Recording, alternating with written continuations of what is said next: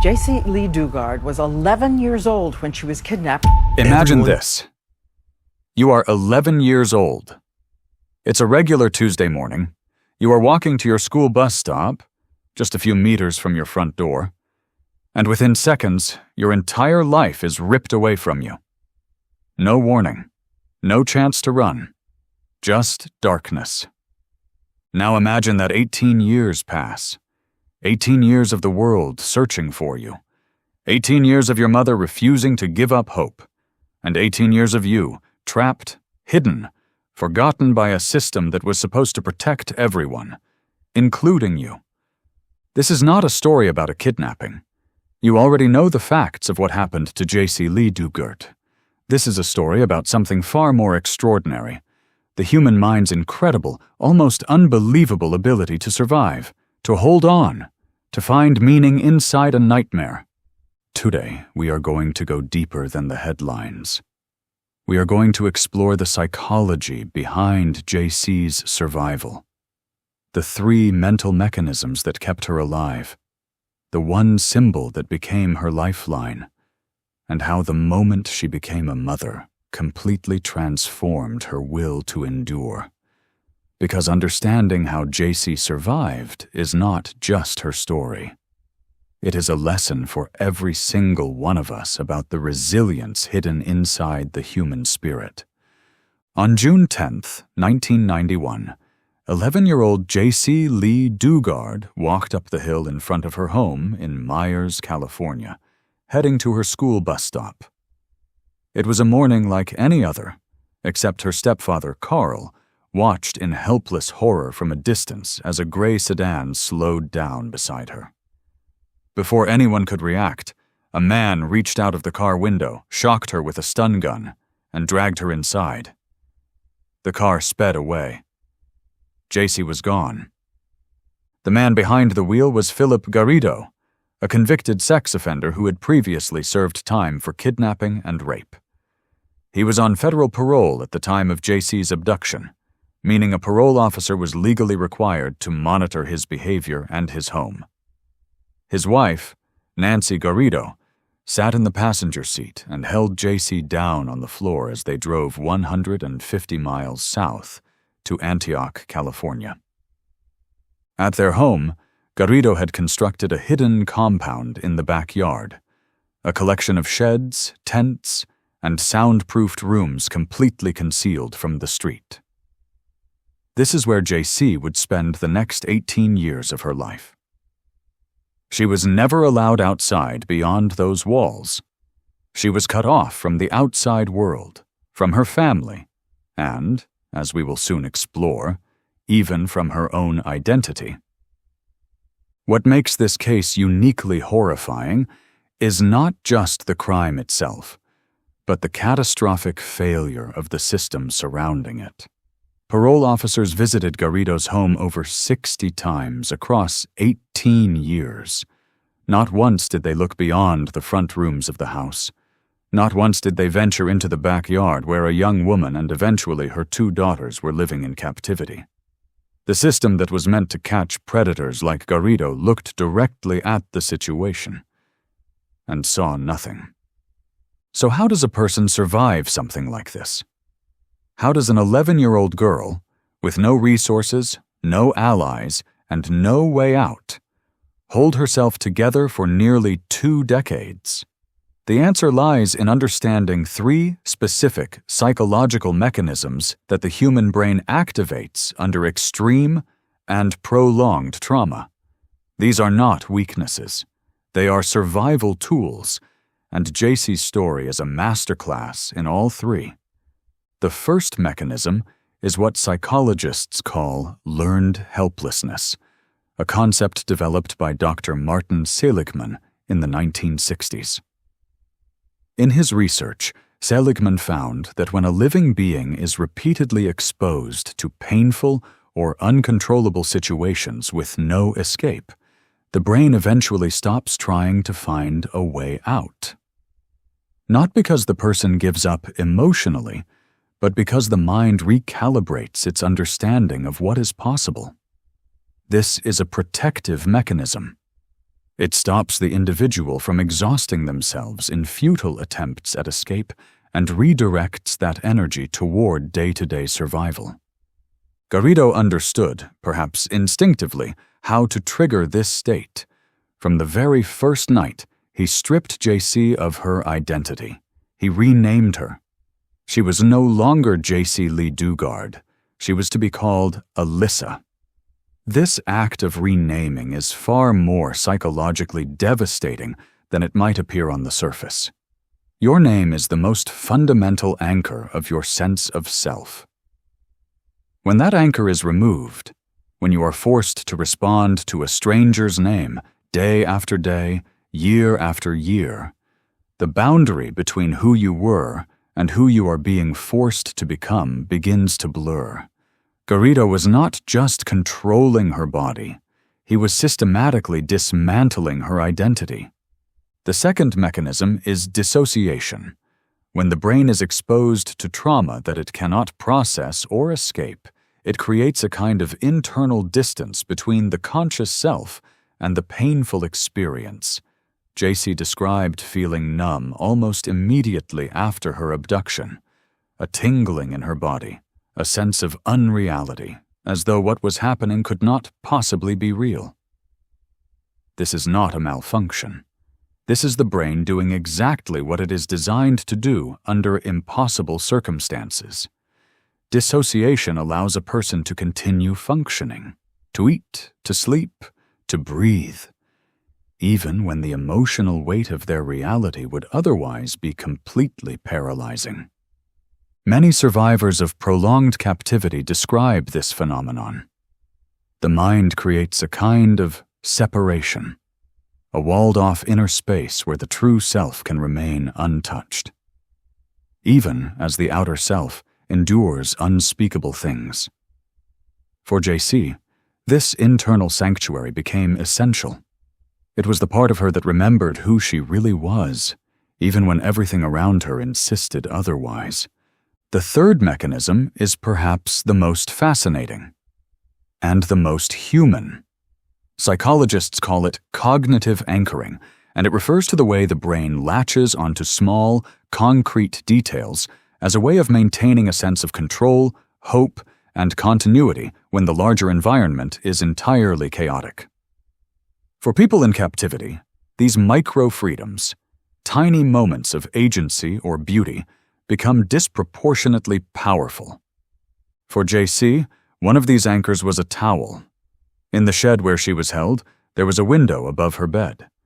A towel and blinds covered the window completely. But one night, she grabbed the corner of the towel with her teeth and maneuvered it just enough to see a thin sliver of light. Through that gap, she could see the moon, that small rectangle of sky, that glimpse of the same world her mother was living in, just 120 miles away, became one of the most important things in her life. In a world where everything had been taken from her, the sliver of moonlight was something that belonged to her alone. To understand just how profound that moonlight was to Jaycee, we need to go back before the abduction, back to the porch of her family home, where she and her mother used to sit together on warm evenings and have a gentle, running debate. Which was more beautiful, the full moon or the crescent moon? It was a small, silly thing, the kind of thing families share without thinking, without realizing they are building something precious. But those quiet evenings became one of the most enduring memories of Jaycee's captivity. In the darkness of the shed, Jaycee would sing softly to herself. The song was one she and her mother had shared.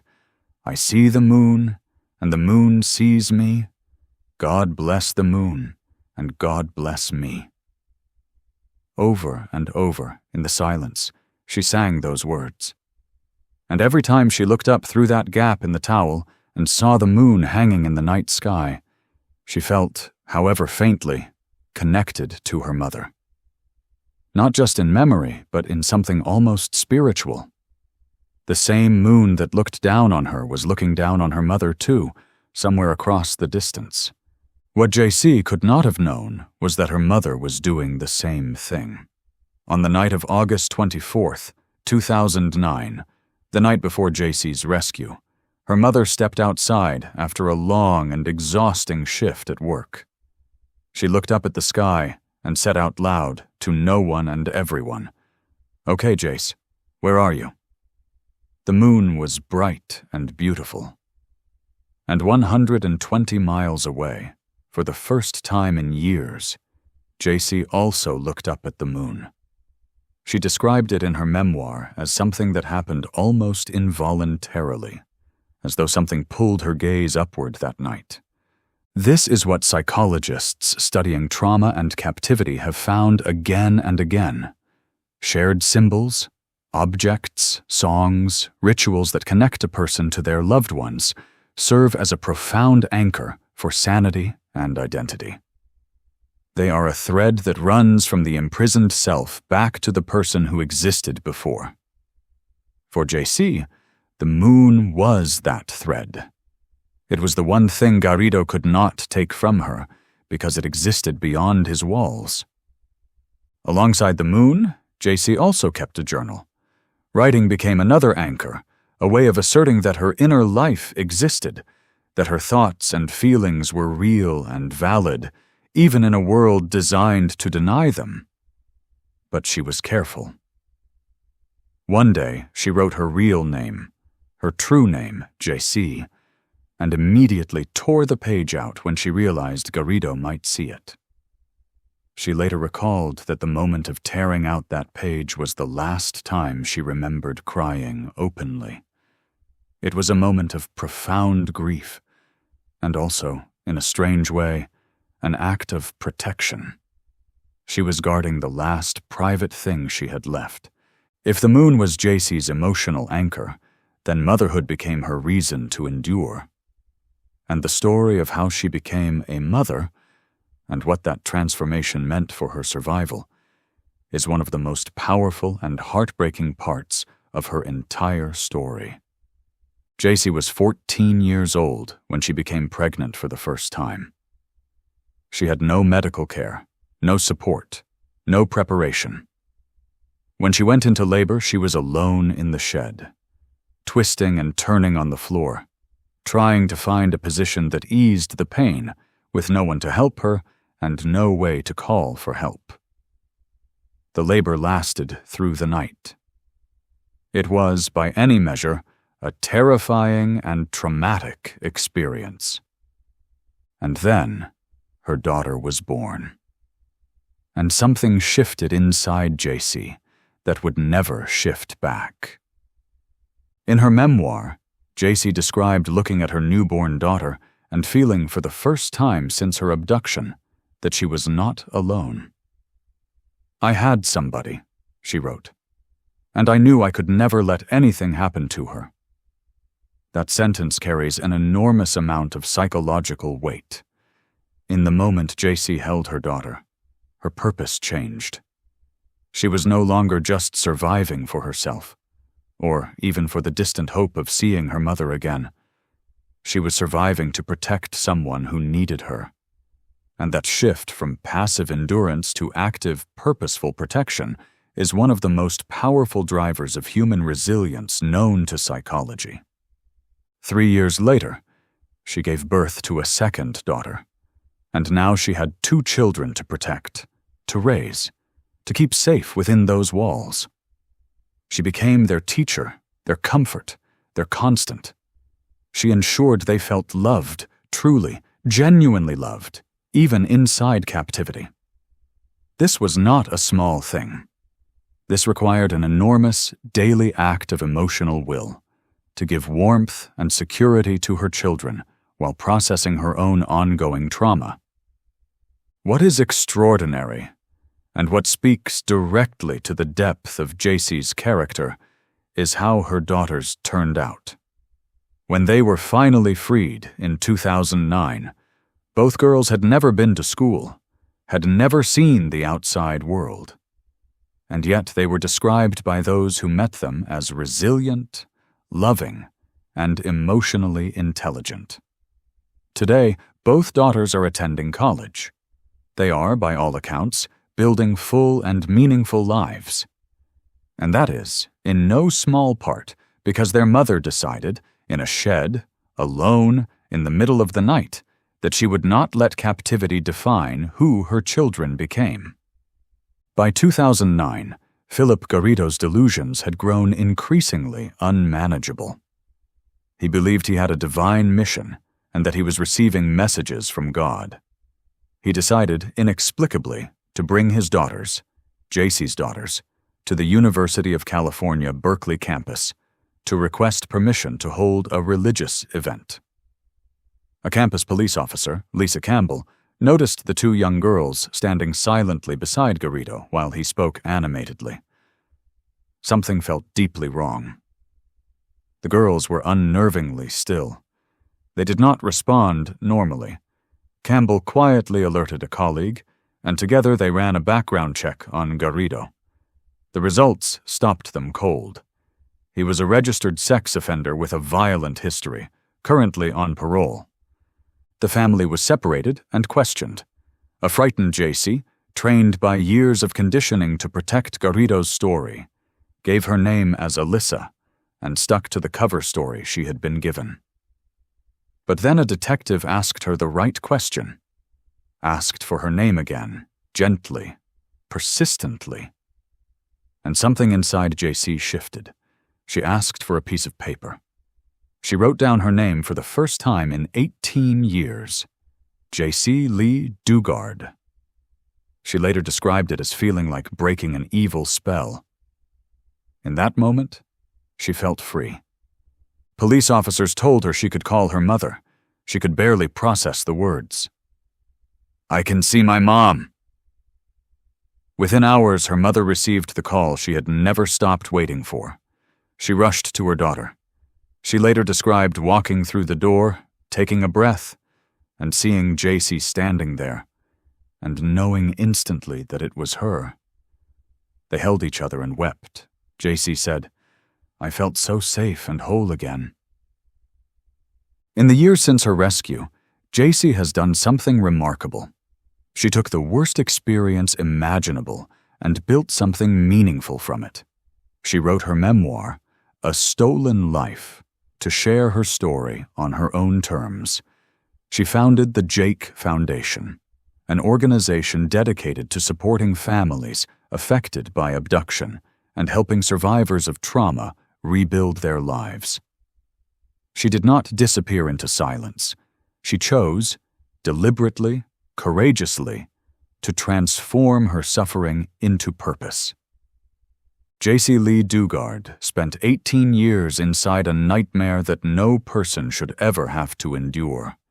And yet she survived.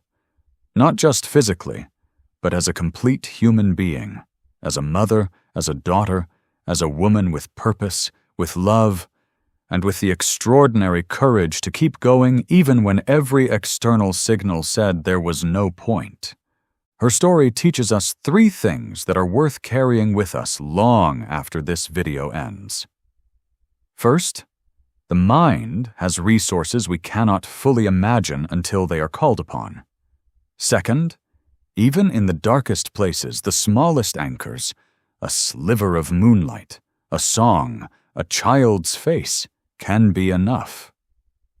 And third, survival is not the end of the story. What you build afterward is. If this video moved you, please share it with someone who needs to hear it. Leave a comment below telling me which part of Jaycee's story affected you most. And if you are new here, subscribe, because we tell stories like this one every week. See you in the next one.